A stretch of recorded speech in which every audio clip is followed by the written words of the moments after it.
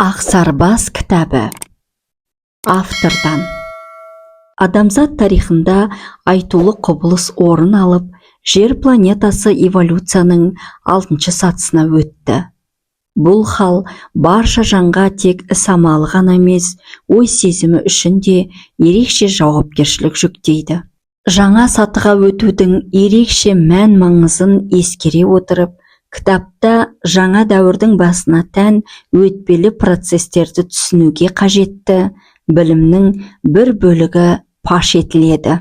Болашақта оқырман тарапынан болатын қызығушылықты ескеріп, адамзат тарихының қасіретті жылнамасы көп сөз болмайды.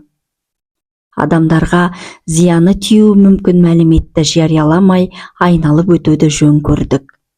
Жалпы адамзаттың түйткілдері тілге тиек етілетін тұстарда автор жақсыны асырып, жаманды жасыратын ұлттық ұстанымды басшылыққа алды.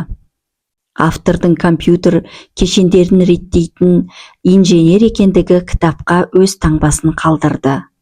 Кітаптың қоғамдық сана жетілген сайын толықтырылып, кеңейтіп отыруға лайықталған блок-модуль құрылымы да осыдан туындады.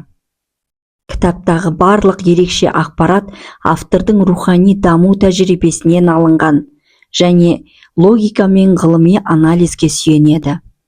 Кітапта ешқандай ақылға сыймайтын ақпарат көздері туралы әңгіме болмайды. Автор жат планеталықтармен және беймәлім ұшқыш объектілермен кездеспеген, ақылдан тыс қабілеттерден ада. Барлық деңгейдегі оқырмандарға түсінікті болу үшін кітапта күрделі терминдер мейлінше аз қолданылды. Келешекте өзге тілдерге аударылу мүмкіндігі ескеріліп, шығарма барынша қарапайым баяндалады. Кітаптағы оқиғалардың біртіндеп шиырға түсуін дұрыс жеткізу үшін белгілі жайттар қысқада нұсқа баяндалды. Сөйтіп, ақпарат нөпірі кітаптың бас мақсатына, адамзаттың эволюцияның 6-шы сатысына өтуі мен 6-шы саты халқы туралы баяндауына кедергі болмауына күш салынды.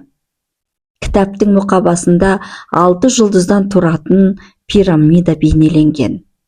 Пирамиданың тұғырында эволюцияның бастапқы 3 сатысы меңзейтін 3 жұлдыз тұр. 2 жұлдыздан тұратын екінші қатар 4-ші және 5-ші сатыны пирамида ұшындағы жалғыз жұлдыз физикалық дүниедегі эволюцияның 6-ші тәж сатысын білдіреді. Пирамида үстінде қазақтың шексіз жолды бейнелейтін ұлттық символы орналасқан.